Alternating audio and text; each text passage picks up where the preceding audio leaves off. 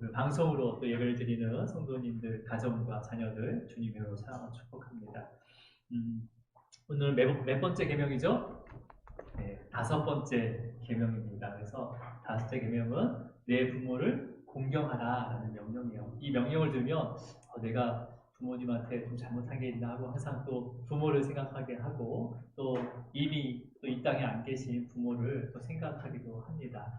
그래서 내 부모를 공경하라라는 것은 그냥 내 아버지와 어머니를 섬겨라라는 걸로 우리가 생각할 수가 있습니다. 물론 육신의 아버지와 어머니를 공경하는 것은 동서고금, 그러니까 동양이나 서양이나 그다음에 예전이나 지금이나 도덕적으로나 아니면 양심적으로 자녀로서 당연히 마땅히 해야 할 도리잖아요, 그죠? 부모를 공경하는 거 네, 맞습니까? 네. 그리고 이 도리를 지키지 않는다면 그 시대가 어떤 시대든 아니면 그 국가가 어떤 국가든 이미 부패한 거예요, 그죠? 자녀가 부모를 공경하지 않는 사회는요, 이미 부패한 사회입니다. 심지어는요, 동물 중에서도요, 이 명령, 부모를 공경하라라는 명령을 잘 지키는 동물들도 있어요. 여러분, 황새 아세요? 황새? 시골에 가면 황새가 있잖아요. 그죠? 저는 황새와 가오리가 어떻게 차이 있는지 잘 모르지만은, 그 황새는요, 어미 황새가 늙어서 힘이 없잖아. 힘이 없게 되면 음식을 그 자녀 황새가 어미 황새에게 음식을 날라다 주면서 자기를 낳아주고 길러준 그 은혜를 갚는다고 해요. 그래서 옛날 사람들은 황새를 굉장히 영험한 동물이다라고 이렇게 생각하면서 또 황새를 보면 야, 좋은 일이 일어날 것 같구나. 황새를 보면 좋은 일이 일어날 것 같다 하면서 또 믿음으로 그를 함부로 죽이지도 않고 잡아먹지도 않습니다. 어, 그러니까 이제 뭐 황새는 단순히 자기가 낳아준 그 어미 황새를 공경할 것 뿐인데 인간으로부터 보호를 받고 있어, 그죠? 황새는 천연 기념물 아니에요? 그죠? 인간으로부터 보호를 받고 보호받음을 통해서 벌써 죽었어야 할 그 인생, 그 삶을 계속 생명을 연장시켜주면서 오히려 높임을 받고 있는 것을 우리는 알 수가 있습니다. 그렇다면 동물도 그렇고 그렇다면 부모를 공경한다는 것은요 그냥 자녀로서 마땅히 지켜야 할 도리예요. 그냥 사회적인 도리인데도 불구하고 하나님께서 굳이 이 5계명에 내 부모를 공경하라라는 명령을 주신 이유가 뭘까요? 네. 당연한 거잖아요. 당연한 거죠. 네. 우리가 공경이라는 이 사전적인 의미를 찾아보면 부모를 아주 공손하게 섬긴다라는 의미를 가지고 있어요. 자, 근데 이건 뭐 우리가 옛날부터 유교적인 사회에서 자랐기 때문에 잘 지키는 덕목이죠. 근데 오늘 이 5계명에서 내 부모를 공경하라 할 때 이 공경이라는 단어의 원어적인 의미는요, 이건 사람에게 사용되는 게 아니라 원래는 하나님에게 사용되는 단어예요. 공경이라는 단어는. 이게 뭐냐, 완전한 순종과 완전한 복종으로 명예롭게 하다라는 의미를 가지고 있습니다. 네. 자, 그러니까 영어 성경에는요, 그 리스펙트, 그 일반적인 존경하다 그런 단어를 안 쓰고, 아너라고 쓰고 있습니다. 아너. 그러니까 아너스 클럽 해가지고 굉장히 명예로운 그 어떤 그 그룹이잖아요. 그런 것처럼 굉장히 급종칭을 사용하고 있어요. 근데 이 원어는 더 아주 구별된 거죠, 이것은요. 그래서 완전한 복종과 순종을 얘기하는 거예요. 그래서 사도 바울은 이 5계명을 에베소 교회에다 교육을 시키는데 어떻게 교육을 시키냐면 에베소서 6장 1절입니다. 한번 읽어볼게요. 우리 에베소서 6장 1절. 자, 읽겠습니다. 시작. 자녀들아 주 안에서 너희 부모에게 순종하라. 이것은 옳으니라. 이 순종이란 것도 그냥 일반적, 그러니까 인칭, 히브리 원어에는 인칭이 있어요. 이렇게 2인칭으로만 그 부모와 나와의 순종, 완전한 순종을 얘기하는 거예요. 그래서 자녀들은요, 나이와 상관없이 자녀들이 작든 또 자녀들이 나이를 많이 먹었든 이 정도 나이가 먹었으면 뭐 알아서 하겠지 그런 개념이 아니라 자녀라면 나이와 상관없이 부모에게 순종하고 복종하는 것이 옳다고 말씀하고 계십니다. 복종하고 순종하는 것이 옳습니다. 자, 그러면 오늘 말씀대로 여러분이 삶 가운데 정말 부모님에게 순종하지 못하고 복종하지 않았다면 오늘 회개하시기 바랍니다. 회개로 끝나는 것이 아니라 그런 것이 있다면 또 전화를 하거나 또 문자를 하거나 그것을 회복하시기 바랍니다. 물론 이제 이미 이 세상에 안 계신 부모도 있겠지만 그런 마음으로 회개하고 이것을 잘 마음속에 새기시기 바랍니다. 우리가 이제 부모님한테 순종하고 복종하는 것이 단순히 그냥 낳아주고 길러주셨기 때문에 내가 순종하고 복종하는 것이 아니에요. 그랬으면 아마 성경에 이렇게 기록하지 않았을 겁니다. 우리가 부모라고 하지만 물론 자녀를 잘 케어하는 부모도 있지만 또 부족한 부분이 있잖아요. 부모로서 부족한 부분이 없을 수는 없습니다. 있어요, 분명히. 그리고 때로는 상황이나 여건이 여의치 않아서 정말 부모로서 역할을 제대로 다하지 못하는 경우도 있어요. 하지만 성경은요, 하나님의 자녀라면 낳아주신 부모뿐만 아니라 길러주신 부모에게도 순종하고 완전한 순종과 복종을 해야 된다라고 가르치고 있습니다.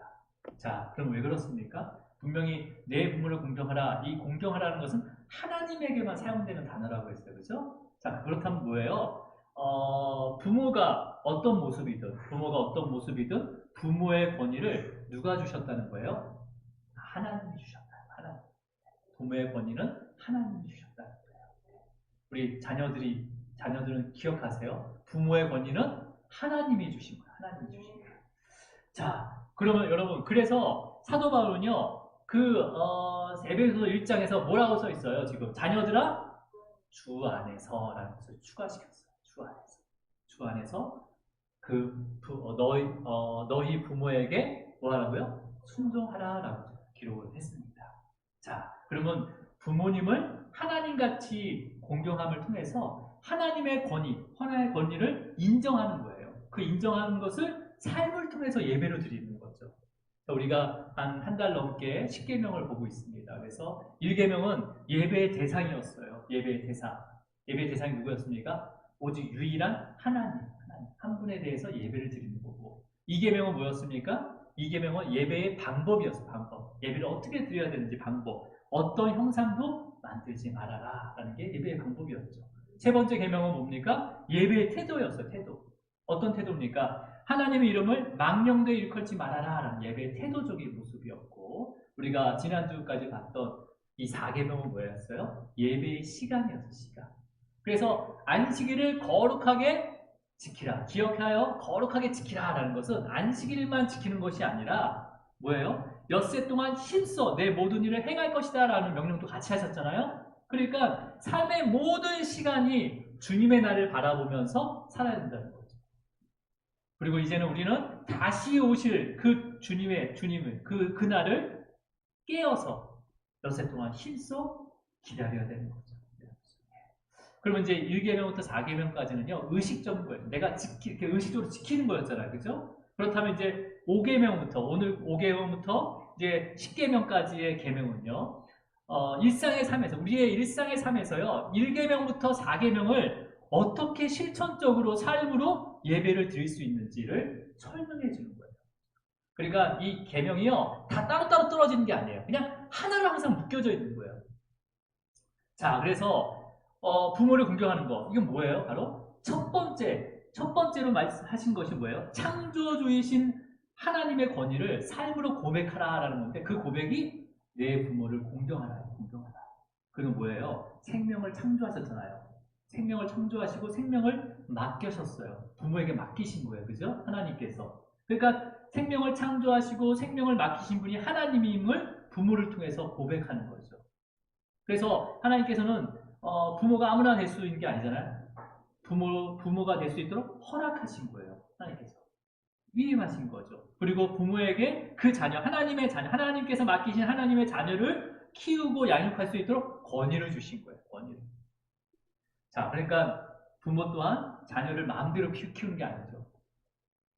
부모들 마음대로 키우는 것이 아니라 부모에게 권위를 주신 그 하나님의 뜻에 따라서 양육하고 길러서 하나님의 자녀로서 살아갈 수 있도록 힘써 가르쳐야 되는 게 부모의 의무예요. 네. 명령인 거죠. 네. 여러분, 근데 세상은 지금 우리가 살고 있는 세상은 어떻게 가르치고 있어요? 어떻게 가르치고 있어요? 물론 세상은요, 부모가 자녀에게 충고도 하고 자녀를 이끌 수는 있겠지만 자녀들에게 너무 강요하지 말라고 교육시키고 있어요. 자녀들을 너무 억압하지 말라고 하고 또 강한 체벌을 하면 안 된다라고 교육을 시키고 있습니다. 세상입니다. 그렇죠? 심지어는요, 자녀들의 종교에 대한 자유를 줘야 된다고 해요. 부모가 강요해서 그 자녀가 종교를 가질 수 없다고 얘기합니다. 종교의 자유를, 인권이라는 걸 가지고 종교의 자유를 얘기하고 있죠. 그건 뭐예요? 지금 계속해서 부모의 권위를 떨어뜨리고 있는 거죠. 부모의 권위를 떨어뜨리고 있는 거죠. 이미 다른 나라는요, 자녀들이 부모를 경찰에 신고하는 게 이상하지도 않아요.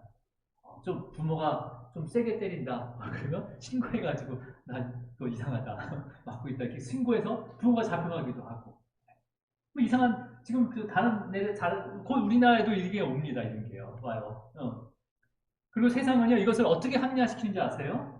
인권을 강조해요. 학생들의 인권을 강조하면서 부모가 아이들을 강요하고 체벌하면 또 선생이 아이들을 강요하고 체벌하면 아이들의 또 창의력과 잠재력을 개발시키지 못한다라고 이렇게 또 덮어요.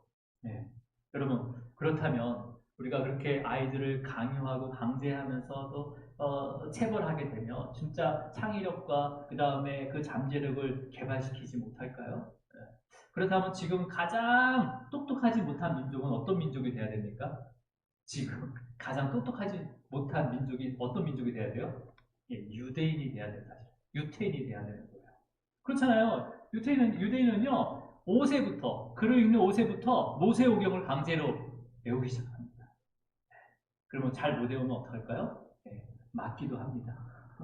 맞기도 해요. 네, 외울 때까지. 그 다음에 율법적인 행위를 또 금해요. 그리고 강요하기도 합니다. 그래서 제가 들은 바로는요, 지금 유대인들 대학생들이요, 학교 캠퍼스에서 캠퍼스 기숙사에서 이렇게 생활하잖아요. 그러면 안식일이 되기 전에 친구한테 부탁을 한대요. 혹시 내가 안식일 날 한번 들려라. 몇 시쯤에 들려라. 혹시 내가 하면 안 되는 일들을 해야 될 때 네가 와서 좀 도와줘라 하면서 그렇게 의식적으로 지키고 있어요. 지금도요. 그래서. 하지만 예수를 믿지 않는 그 유대인 분명히 하나님께서 돌아오게 하십니다. 돌아오게 하세요. 자 그렇다면요. 그렇게 강요받았던 유대인들이요. 세상의 변화를 따라가지 못하고 아니면 창의력과 잠재력을 발휘하지 못해서 가장 수준 낮은 민족이 되었어요? 아니에요. 지금 세상에서 모든 분야에서 가장 두각을 나타내고 있는 민족이요. 우리나라하고 유대인 민족입니다. 지금도 많은 교육기관들이 유대인의 교육을 또 벤치마킹하고 그 다음에 어떻게 이제 그것을 벤치마킹하고 적용하고 있어요. 그럼 이걸 어떻게 설명할 수 있어요, 여러분? 여러분 지금 우리나라뿐만 아니라 전 세계적으로도 부모의 권위뿐만 아니라 모든 권위가 위기에 처해 있습니다. 위기에 놓여 있어요. 특히 선생님, 가정이 무너졌다면 선생님이라도 그 권위가 세워져서 그 아이들을 바른 길로 가르쳐야 되는데도 불구하고 선생님의 권위는요, 부모님의 권위보다 더 떨어져 있습니다. 더 떨어져 있어요. 예전에는 우리 그림자도 밟지 말라는데 그림자가 뭐예요? 그냥 올라타죠. 어떤 부모는 선생님의 권위를 아예 인정하지 않는 부모도 있어요. 안타까운 거죠. 네. 그런 이제 아이들이 어리기 때문에 제가 한 번씩 학교에 가서 면담하게 되면 선생님에게 꼭 부탁합니다. 우리 아이는 때려도 됩니다. 이렇게 부탁을 해요. 근데 선생님 때릴까요? 아니에요. 그만큼 더 사랑으로 보살필 수밖에 없어요. 왜? 나의 권위를 인정해주구나. 인정해줘. 이게 팁입니다. 네, 시연 집사님 팁이에요. 산이가 나중에 학교 들어갈 때 가서 면담할 때 팁이에요. 우리 산이는 맞아도 됩니다. 때리라는 얘기가 아니라 사랑으로 보살펴달라. 하나님의 권위를 인정하겠다 하는 거죠. 여러분 지금 수많은 가정이 깨지고 있고요. 그 다음에 가정과 학교는요, 수없이 그 권위가 무너져서 혼돈에 빠져 있어요. 이 혼돈은요, 이제 아이들이 성장하면서 그대로 크고 작은 공동체, 또 사회와 국가에 전염병처럼 퍼질 수밖에 없습니다. 결국 세상은요, 하나님의 권위를 인정하지 못하게 되는 거예요. 이건 사단의 전략입니다. 사단이 얼마나 치밀하게 하나님의 권위를 인정하게 못하는지 모든 그 사회의 문화와 질서에 계속해서 공격하고 있는 거예요. 그래서 사도 바울은요, 이 5계명을 약속이 있는 첫 계명이다라고 기록을 합니다. 자, 에베소서 6장 2절 말씀이에요. 한번 읽어볼게요. 시작. 공경하라. 이것은 약속이 있는 첫 계명이다. 그럼 첫 계명은 나 외에 다른 신을 믿지 말라는데 지금 이 5계명을 그 약속이 있는 첫 계명이다라고 이야기하는 거예요. 선포하고 있는 거예요. 네. 여러분, 저와 여러분이 하나님을 유일한 신으로 믿는다는 삶의 표지가, 삶의 그 증거가 그 첫 번째가 뭐냐면 부모를 공경하는 거예요. 부모를 공경하는 거. 그러니까 부모를 공경함으로써 그 부모에게 맡겨주신 하나님의 그 권위를 인정함으로 인해서 삶으로 하나님의 권위를 인정하는 그것을 증명하는 것을 통해서 우리는 하나님을 믿는다라는 것을 드러낼 수가 있는 거죠. 증명할 수가 있는 거죠. 그래서 5계명이 약속이 있는 첫 계명이 된 거예요. 그렇다면 이렇게 질문할 수 있죠. 목사님, 저는 우리 부모님을 다 일찍 여였습니다. 나이도 이만한데 어떻게 부모님을 공경할 수 있습니까? 지금 가능한 일입니까? 라고 얘기하는 분이 있을 수 있죠. 그렇죠? 있습니다. 여러분, 이 명령은요, 육신의 부모에만 해당되는 것이 아니에요. 해당되는 게 아닙니다.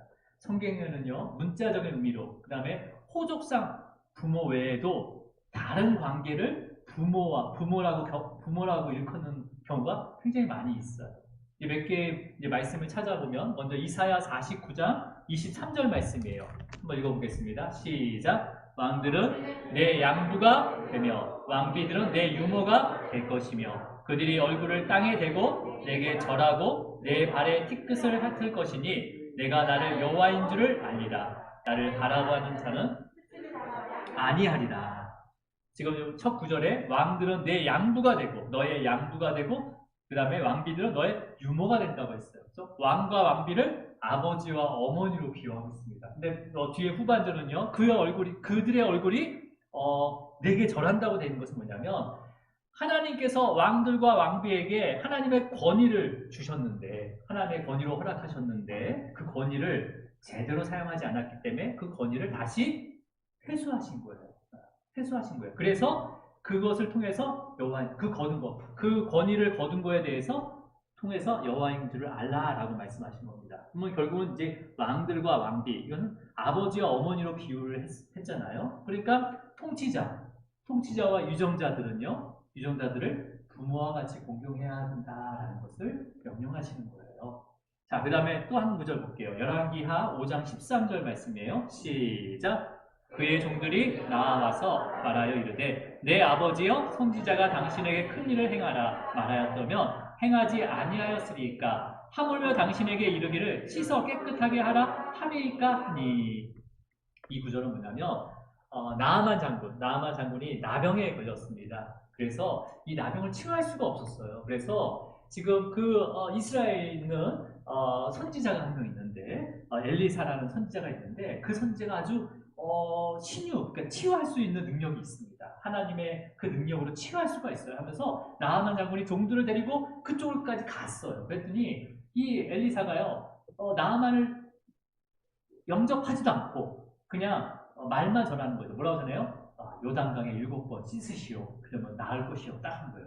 아니, 세상의 모든 방법을 사용하고 모든 돈을 들여도 나병을 고칠 수 없었는데 어떻게 더러운 요단강에서 7번만 씻으면 나병이 다 낫다고 해요? 그러니까 기분이 상해가지고 이제 돌아가려고 했었어요. 그랬더니 종이 뭐라고 얘기해요? 나아만 장군에게 뭐라고 얘기합니까? 내 아버지요 라고 얘기하잖아요. 그러니까 종과 주인의 관계, 단지 그냥 상하 관계가 아니라 이 종은 주인을 아버지처럼 섬겼다는 거예요. 그게 어떤 말씀이에요? 종들은 주인을 부모같이 공경해야 됩니다. 그리고 오늘 지금 이제 적용하게 되면 회사의 상하 관계, 또 어떤 사업장의 어떤 일을 할 때 내 직장 상사라든지 오너에 대해서 어떻게 해요? 부모같이 공경해야 된다라는 것을 성경은 가르치고 있습니다. 자, 우리 또 한 말씀, 열왕기하 2장 12절 말씀 볼게요. 시작. 엘리사가 보고 소리 지르되 내 아버지여 내 아버지여 이스라엘의 병거와 그 마병이 하더니 다시 보이지 아니하는지라. 이에 엘리사가 자기의 옷을 잡아 돌로 찢고. 자, 이거는 이제 엘리사의 스승이 엘리야예요. 이제 엘리야가 이제 하늘로 승천하게 되거든요. 그것을 바라보면서 그 제자 엘리사가 뭐라고 얘기하고 있는 거예요? 그 스승, 선생님에게 뭐라고 얘기하고 있어요? 내 아버지여, 내 아버지여라고 말하고 있는 거죠. 여러분, 이건 뭐예요? 제자들은 스승을 부모같이 공경해야 된다라는 가지고 있는 거예요. 자, 이제 마지막 사사기 5장 7절을 한번 읽어볼게요. 자, 시작. 이스라엘에는 마을 사람들이 그쳤으니 나 드보라가 일어나 이스라엘 어머니가 되기까지 그쳤도다 하고 있어요. 여러분, 이스라엘의 여자 사사로 첫 번째 사사가 바로 드보라예요. 드보라. 그러니까 사사는 뭐냐면 하나님의 예언자예요. 예언자. 그러니까 하나님이 세우신 사역자를 또 뭐라고 하냐면 부모같이 공경해야 된다는 거죠. 이스라엘의 어머니라라고 불렀기 때문에 여러분 이 5계명의 범위가 호적상의 부모에만 한정되는 것이 아니라 굉장히 넓은 범위에 포함되는 것을 알 수가 있습니다. 사도 바울은요, 이 부모와 자녀 관계, 이 관계를요, 모든 윗사람과 아랫사람까지 확장을 시켰어요. 이게 바로 로마서 13장에 각 사람은 위에 있는 권세들에게 복종하라라고 말씀하거든요. 그래서 모든 윗사람과 아랫사람까지 확장을 하게 됩니다. 이렇게 범위를 확장할 수 있는 것은요, 그 당시에 지금 이 십계명을 받는 곳이 어디입니까? 시내산 밑이에요. 그죠? 시내산에 모여서 이제 이스라엘 백성들이 십계명을 받고 있잖아요. 근데 이스라엘 백성들은 철저하게 가족 중심의 사회였어요. 그죠? 보세요. 430년 전에 야곱과 그의 자녀들이 고센 땅에 정착했잖아요. 그렇기 때문에 뭐 외부의 다른 민족하고 함께 혼인하고 그런 게 할 수가 없었어요. 그래서 그냥 거주하면서 그 애굽 땅에 들어와서 고센 땅에 거주하면서 가족 중심으로 번성했단 말이에요. 가족 중심으로 번성했기 때문에 이스라엘 백성들에게 명령하는 내 부모를 공경하라라는 이 명령은요. 그 당시 가족 공동체로 시작된 이스라엘 나라의 모든 권위에 대해서 순종하고 복종하라라는 뜻이에요.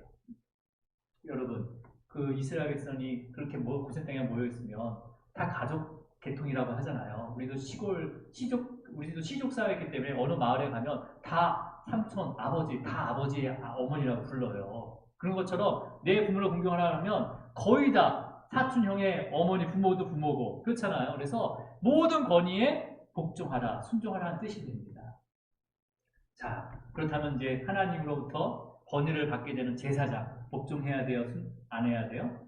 순종하고 복종해야 되는 거죠. 또 여러 지파들의 리더들, 10부장, 100부장, 1000부장, 리더들, 복종해야 되는 거예요. 그리고 앞으로 하나님께서 보내실 사사들, 그 다음에 선지자들, 복종해야 되는 거죠. 하나님께서 권위를 주셨기 때문에. 그리고, 또 하나님께서, 세우진 않았지만, 백성들이 요구한단 말이에요. 나중에는 왕을 달라고 요구를 해요. 그래서 백성들이 왕을 세웁니다. 근데 그 왕조차도 그 권위를 인정해야 된다라고 말씀하세요. 그리고 또 믿지 않는, 또 하나님 모르는 그 제국의 왕들의 권위까지도 인정하고 그 관료들의 권위까지도 인정해야 된다. 왜냐하면 하나님이 허락하시기 때문에 하나님께 순종하듯이 복종해야 된다라고 명령하시는 거예요. 지금 우리가 사는 것은 어떻게 되는 거예요?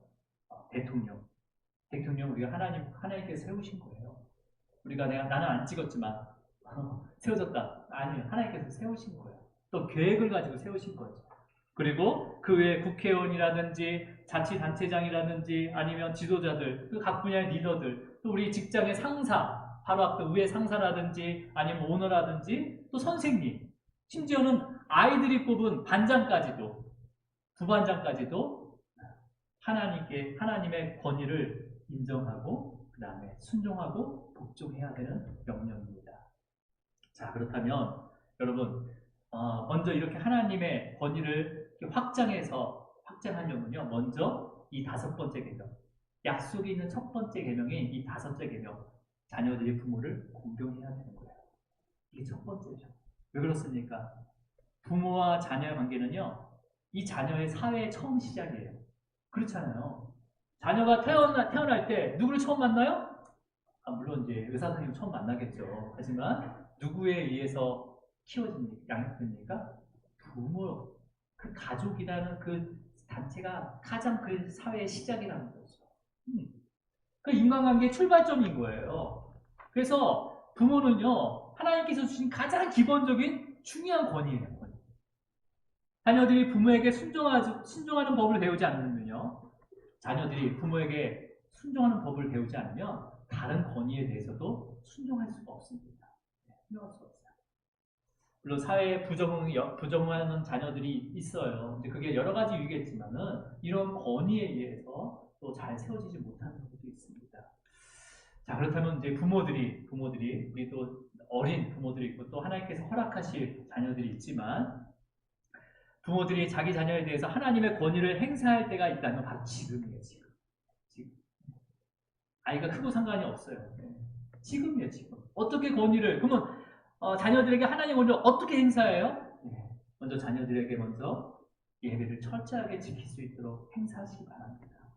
이거는 하나님의 명령이에요. 예배를 철저하게 지킬 수 있도록 행사하시고요. 말씀을 꾸준히 가르치시기 바랍니다. 그 기도 훈련도 철저하게 시켜야 되는 거예요. 그래서 말씀을 가르치고 그 기도 훈련을 하는 도중에 하나님께서는 그 부모에게 위임한 그 권위가 더 세워지는 거예요. 더 세워지는 거예요. 그리고 자녀들이 부모에게 순종하고 걱정하게 됩니다. 걱정하게 돼요. 제가 그래서 책 한 권을 소개합니다.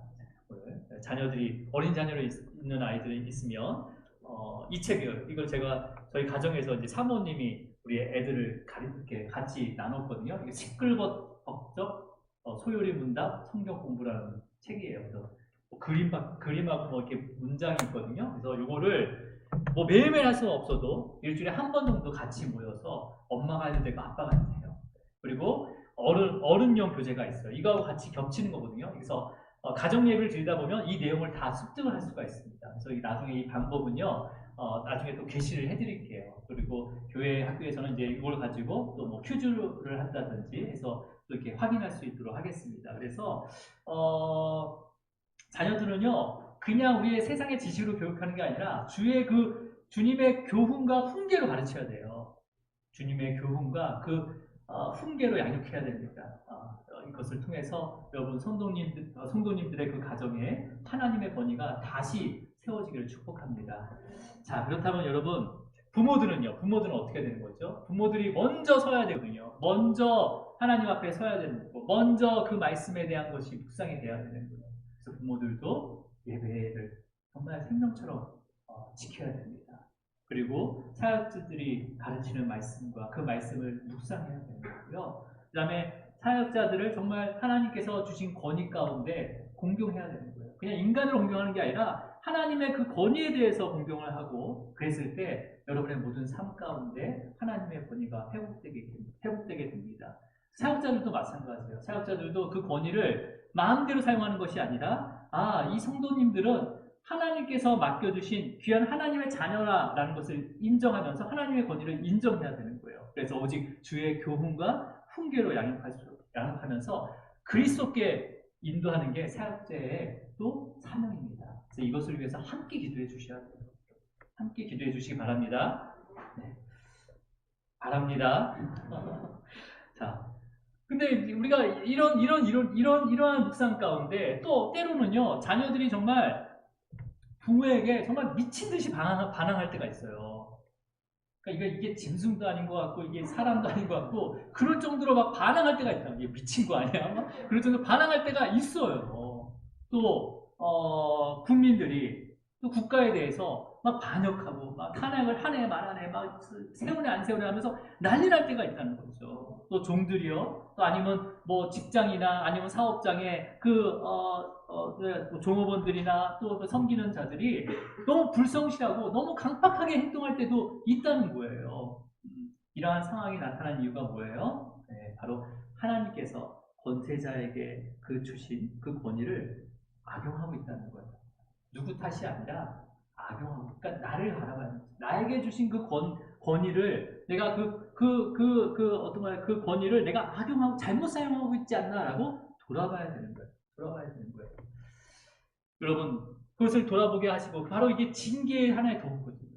이 징계라는 것은요 벌을 주다라는 의미뿐만 아니라 플러스 훈련이라는 개념이 같이 있습니다. 그 원어적 의미에서는. 하나님께서 어떤 뜻에 어긋나게 되면 벌을 주시고 그 다음에 다시 그 뜻에까지 오를 수 있도록 훈련을 시키는 게 바로 징계예요. 그 징계를 통해서 하나님의 권위를 내가 잘못 사용했구나. 그것을 또 돌아보고 회개해야 됩니다. 그렇다면 또 반대로 이런 질문이 있어요. 질문을 할 수가 있죠. 목사님, 세상의 모든 권위가 하나님께서 주셨다면 하나님이 알지 못하는 사람뿐만 아니라 하나님을 믿는 지도자들이나 리더들이나 또 아니면 부모들이 불의한 명령을 할 때는 이것에 대해서 순종해야 됩니까? 아니면 순종하지 말아야 됩니까? 복종해야 됩니까? 복종하지 말아야 됩니까? 라고 질문할 수 있잖아요. 모든 권세자의 권위는 하나님이 주셨다고 했으니까 이것을 내가 불의한 것도 내가 지켜야 되는 겁니까? 라고 질문할 수가 있죠. 충분히. 간단한 예를 들면요. 만일에 부모가 믿든 믿지 않든 부모가 자녀에게 어떤 나쁜 짓을 시켜요. 예를 들어 도둑질을 시킨다고 하세요. 뭐 그럴 일은 없겠죠. 여러분 그럴 일은 없겠지만 그러면 여러분 자녀들이 하면서 순종하는 자녀들이 더 많을까요? 아니 왜 그것을 나쁜 짓을 시킵니까? 라면서 그 명령에 순종하지 않는 자녀들이 더 많을까요? 알 수 없는 거죠. 지금 이 시대에 알 수 없는 거예요. 그죠? 하지만 하나님께서는요, 믿음에 상관없이 모든 인간에게 하나님의 선한 양심을 심어주셨어요. 그래서 먼저는 그 선한 양심에 거리낌이 없어야 되는 거예요. 믿는 사람, 믿지 않는 사람, 하나님께서 심어놓으신 거예요. 그 선한 양심에 따라서 정말 내가 양심에 거리낌을 하지 말아야 되는 거죠. 하지 말아야 되는 거죠. 그래서 성경에는요, 저울을 속이거나 아니면 또 경계석을 옮기거나 그 다음에 잘못된 정보를 제공하도록 강요할 때는 그것을 따르지 말라라고도 기록이 되어 있습니다. 자, 그렇다면 여러분 가운데 양심의 거리낌이 있다면 그거에 대해서는 우리가 한번 생각을 해봐야 되는 거죠. 어떤 명령을 받을 때. 근데 이제 이런 것도 있을 수가 있어요. 어떤 경우냐면 국가 통치자가 잘못된 법을 아예 만들어버려요. 그래서 잘못된 그 법을 이제 명령하는 거죠. 이 명령을 지켜야 된다라고 명령을 하는 거죠. 예를 들어서 뭐예요? 공산국가에서 법으로 하나님께 예배할 수 없다라고 이렇게 법으로 정했어요. 그 명령했어요. 그러면 공산국가 그 지도자도 그 리더도 하나님께서 세워줬잖아요. 그죠? 그러면 거기에 그 권위를 인정해야 되는 거 아니에요? 라고 이제 극단적인 이제 제가 예를 들었지만은 그렇게 얘기할 수가 있는 거죠.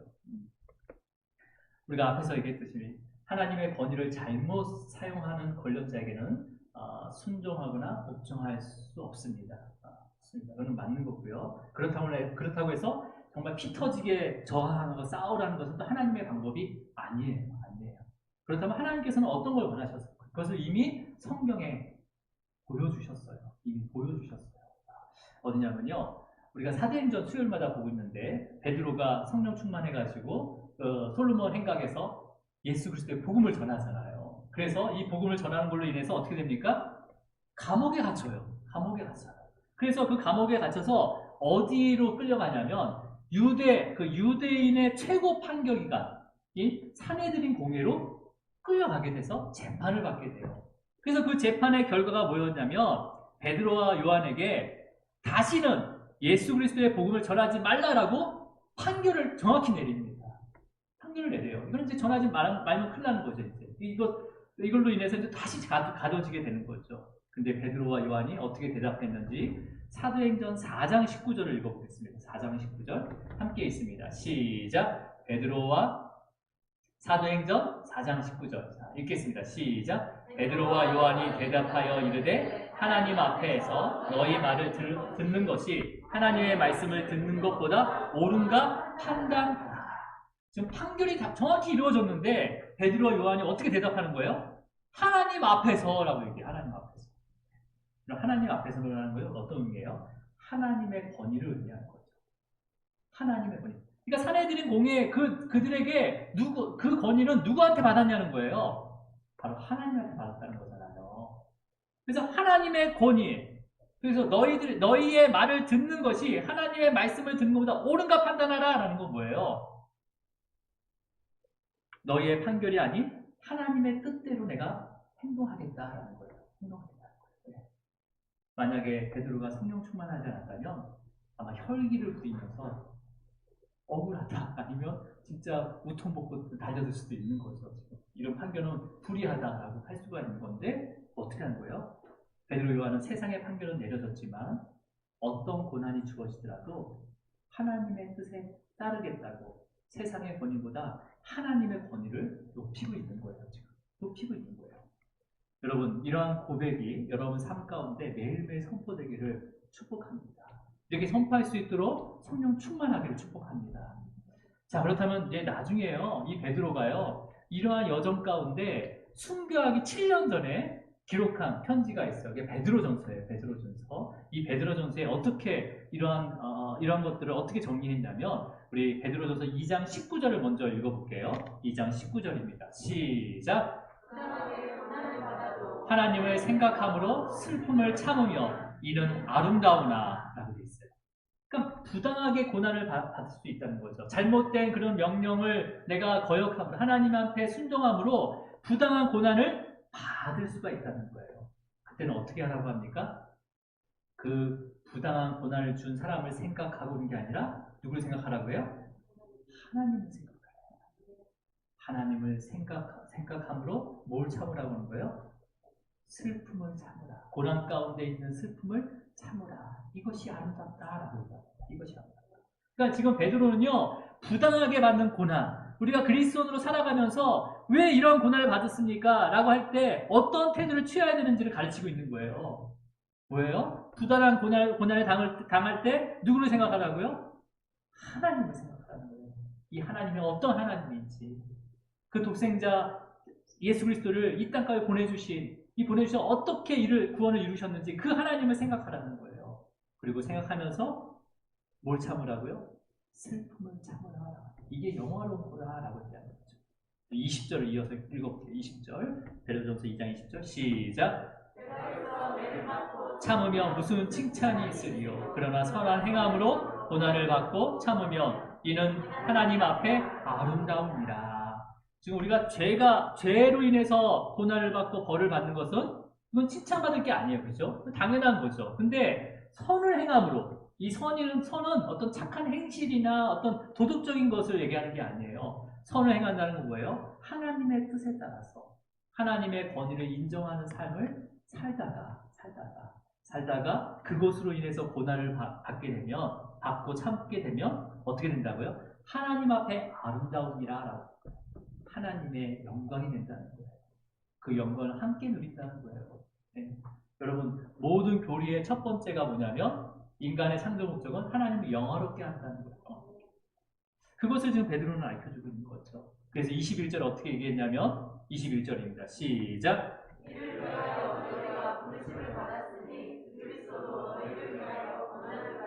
너희에게 본을 끼쳐 그 자취를 따라 오게 하려 하셨느니라. 이것을 위해서 우리를 부르시면 받았대요. 우리가 이 자리에 앉아있는 것은 세상의 복과 그 다음에 세상의 어떤 명예를 얻기 위한 게 아니라 고난, 우리가 하나님의 자녀로서 또 하나님의 뜻 가운데 하나님의 권위를 인정하면서 살아가면서 그 부당하게 받는 그 고난을 하나님을 생각하면서 참고 하나님을 또 그 영광을 높일 때 이것을 위해서 우리를 부르셨다는 거예요. 부르셨다는 거예요.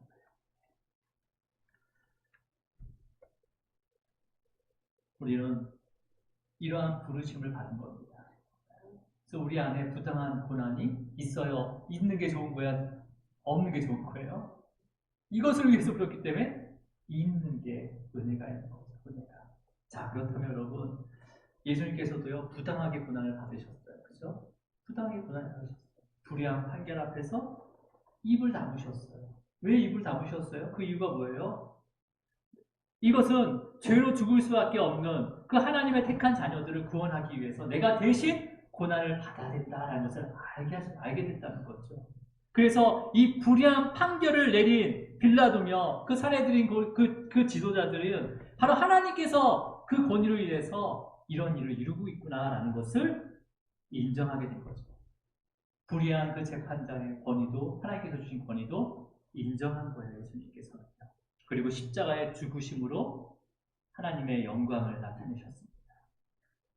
여러분, 우리가 하나님의 자녀로서 택함을 받았고 또 세상에서 하나님의 권위를 인정하고 살다 보면요.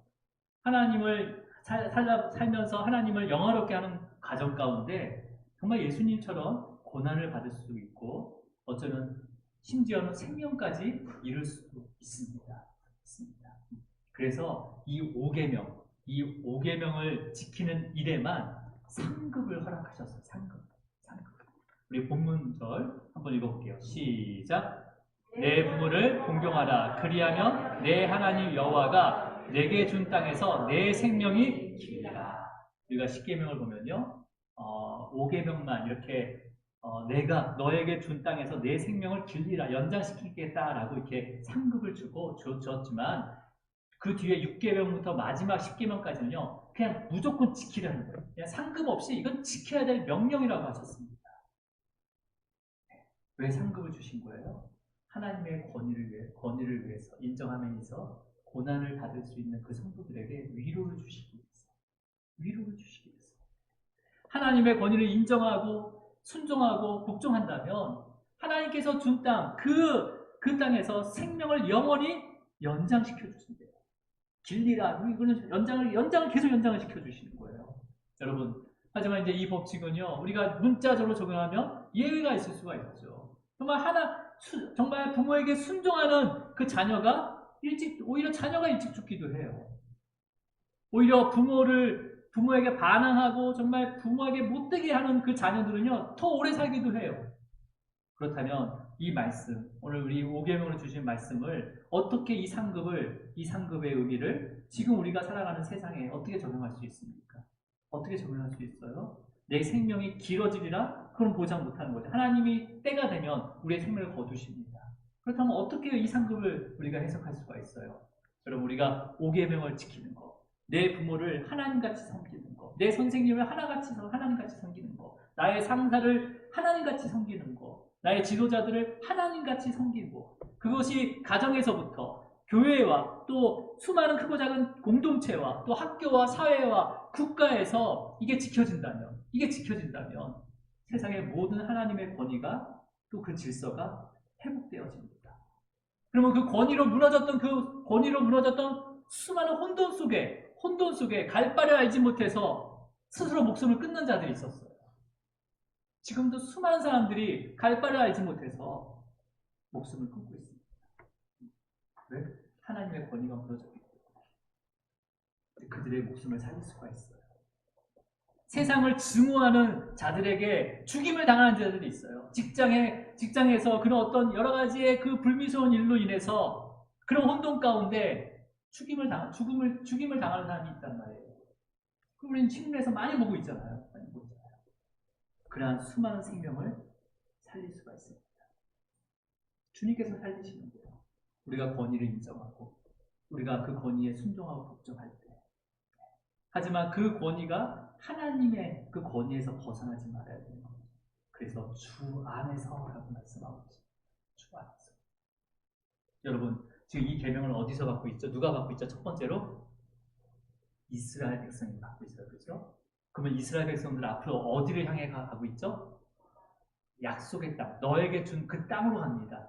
근데 그 땅이 정말 좋은 땅일까요? 물론 거기에는 광야가 아닌 농작을 할 수 있는 거예요. 하지만 그 땅은요, 가나안 땅이에요. 가나안의 7족속, 그 수많은 이방 족속이 정말 탐욕과 탐식과 우상들을 막 섬기고 막 부패하고 그 다음에 굉장히 음란했던 곳이 바로 가나안 땅이에요. 심지어는 몰렉이란 우상에게 자기 자녀를 그 불 가운데 바치는 그런 제사도 드려지게 되고, 부모를요 그냥 사정없이 던지거나 죽이기까지 했던 곳이 바로 가나안 땅이에요. 그렇다면 이스라엘 백성들이 이 5번째 계명, 내 부모를 공경하라 라는 이 명령을 가나안 땅에 들어가서 힘써 엿새 동안 지키게 된다면 어떤 일이 벌어질까요? 그 많은 공동체 가운데 하나님의 권위가 세워집니다. 우상에서 벗어나는 거죠. 여러분, 우리 전래동화 중에 어떤 전래동화가 있습니까? 심청이가 있어요. 맞나요? 또 인당수에 빠진 사람이 누구예요? 그게 바로 그냥 이야기가 아니에요. 그런 일이 일어났어요. 실질적으로요. 근데 거기서 우리가 끊어진 거죠. 끊어진 거죠. 왜요? 이 5계명을 통해서 우리를 구원하신 거예요. 구원하신 거예요. 그리고 신하사 앞에서 그 10계명이 주어진 후 1400년 후에 예수님이 이 땅 가운데 오십니다. 그리고 부모를 어떻게 공경해야 되는지 최고의 모습을 보여주셨어요. 그 최고의 모습이 뭐예요? 주님께서는요, 하늘에 계신 전능하신 하나님을 아버지라고 불렀습니다. 주기도문 첫 부분이 그잖아요. 하늘에 계신 아버지 하나님이라고 불렀어요. 그렇죠? 하늘에 계신 그 하나님을 아버지라고 부르셨어요. 그리고 불의한 재판과 그 고난받는 중에 아버지 하나님을 생각했죠. 아버지 하나님 뜻이 어디에 있는지를 생각하고 그 고난과 슬픔을 참으면서 죽기까지 아버지에게 순종하고 복종했어요.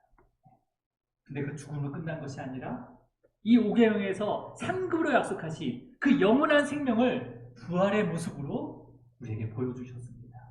그래서 주님께서 오계명을 완성하셨어요. 완성하셨어요.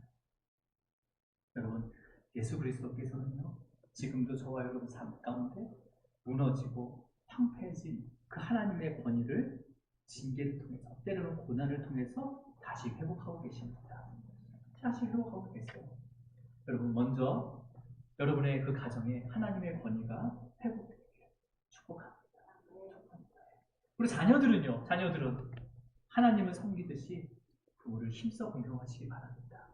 그리고 부모는요, 자녀들을 하나님의 뜻에 따라서 주의 그 교훈과 훈계로 힘써 가르치고요, 양육해서 주님이 우리를 자녀처럼 사랑하는 것처럼 자녀들을 사랑하고 아끼고 또 주님께 다시 올려드리기를 주님의 이름으로 축원합니다. 기도하시겠어요?